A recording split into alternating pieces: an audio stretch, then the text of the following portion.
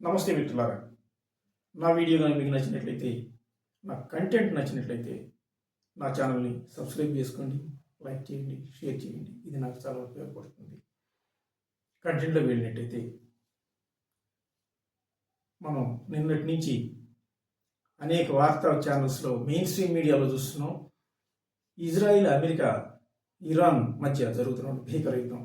ఈ భీకర యుద్ధంలో ఇరాన్ అధ్యక్షుడు అయతుల్లా ఖొమైనీ ఇతను అమెరికా దళాల చేతుల్లో వాళ్ళు ప్రయోగించిన క్షిపణులు నిరంతరం భీకరమైన దాడుల్లో అధ్యక్షుడు ఖొమైనీ మరణించాడు. ఇది అందరికీ తెలిసిన విషయమే. అనేక దేశాలు సపోర్ట్ చేసినాయి. ఇరాన్లో అయితే పెద్ద ఎత్తున సంబరాలు జరుపుకున్నారు. కొన్ని దేశాలు ఖండించినాయి. చైనా, రష్యా వెంటనే యుద్ధాన్ని ఆపాలని కోరుకున్నాయి. కానీ ఏ దేశం కూడా చైనా, ఇరాన్కి ఇంతకాలం మద్దతు తెలుపుతూ ఉన్నటువంటి దేశాల్లో ఏ దేశం కూడా ఇరాన్ వైపు యుద్ధానికి సన్నద్ధం కాలేదు. ఇది గుర్తుపెట్టుకోండి. అయితే ఇదంతా ఎందుకు చెప్తున్నానంటే, ఇరాన్లో ఎక్కడో ఇరాను అమెరికా మధ్య యుద్ధం జరిగింది, ఖొమైనీ చనిపోయింది. మన దేశంలో నిరసన లేనిది అసలు మన దేశంలో నిరసన ఎందుకు చేయాలి మనం? ఇది అంతర్జాతీయ సమస్య. ప్రభుత్వాలు స్పందిస్తాయి.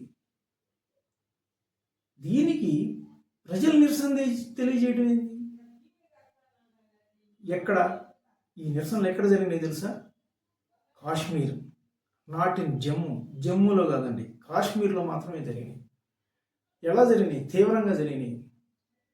2 రోజుల పాటు విద్యా సంస్థలకు, మిగిలిన ప్రభుత్వ ఆఫీసులకు సెలవులు ప్రకటించే స్థాయిలో నిరసనలు జరిగినాయి. ఇక్కడ మనం గుర్తుపెట్టుకోవాల్సింది ఏంటంటే, మరి ఆంధ్రప్రదేశ్లో జరగలేదు, ఒరిస్సాలో జరగలేదు, మహారాష్ట్రలో జరగలేదు, తమిళనాడులో జరగలేదు, తెలంగాణలో జరగలేదు, మిగిలిన ఏ రాష్ట్రాల్లో జరగలేదు. ఒక కాశ్మీర్లోనే ఎందుకు జరిగినాయి? అదేంటంటే డెమోగ్రఫికల్ చేంజ్, జనాభాలో వచ్చే మార్పు. 90% ఎవరున్నారో అందరికీ తెలుసు. అందుకని అక్కడే నిరసనలు జరుగుతున్నాయి. ఇదే డెమోగ్రఫికల్ చేంజ్ దేశం మొత్తం కనుకొస్తే మన పరిస్థితి ఏంటి? ఎక్కడో ఎవరికో నొప్పి తగిలిందని చెప్పేసి పరిగెత్తుకుంటూ పోయి ముసలి కన్నీళ్లు గార్చే సెక్యులర్ వాదులరా, లౌకికవాదులరా, ఈ సంఘటనకు మీరేం చెప్తారు? కనీసం ఆలోచించండి. మనకేమన్నా సంబంధం ఉందా? వీటన్నిటికీ మించిన మరొక ముఖ్యమైన విషయం ఏంటంటే, ఆపరేషన్ సింధూర్లో ఇదే ఇరాన్ ఎవరికి మద్దతు తెలిపింది తెలుసా? పాకిస్తాన్కు మద్దతు తెలిపింది. ఇప్పుడు వీళ్ళు చేసే నిరసన పాకిస్తాన్కు మద్దతుకు తెలిపింది కాబట్టి ఇరాన్ ఖొమైనీ చనిపోయిన తర్వాత నిరసనలు తెలియజేస్తున్నారు. అతనికి సంఘీభావంగా అసలు దేనికి చేస్తున్నారు? ముఖ్యంగా ఇక్కడ మనం గుర్తుపెట్టుకోవాల్సింది ఏంటంటే,